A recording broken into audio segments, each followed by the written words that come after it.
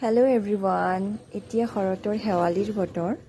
চাওক মই কেইটামান বুটলি আনিছো আমাৰ চোতালৰ পৰা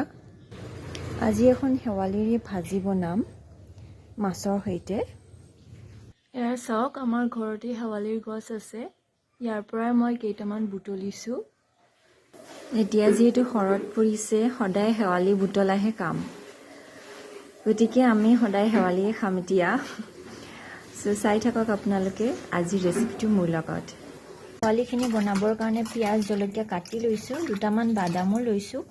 বাদামটো অপচনেল হয় দিবও পাৰে নিদিবও পাৰে এয়া হেৱালিখিনি ধুই লৈছো এবিলাক যি দেখিছে আপোনালোক এইখিনি মানে যোৱা বছৰি শুকাই থোৱা হেৱালি এও অলপমান দিছো আগৰ হেৱালিও এয়া আমি কেৰাহীত তেল দিলো দুটামান পাঁচফোৰণ দিছো বাদাম কেইটা পেলাই দিলো এতিয়া পিয়াজ আৰু জ্বালাখিনি দি দিছো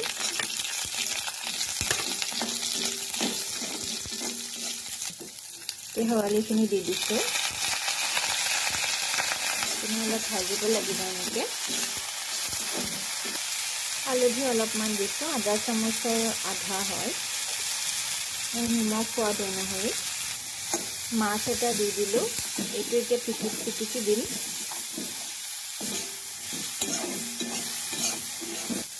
দুটামান নৰসিংহৰ পাত পেলাই দিলো ইয়াত মাছটো আমি ভাঙি দিছো অকণমান এতিয়া পানী দি দিম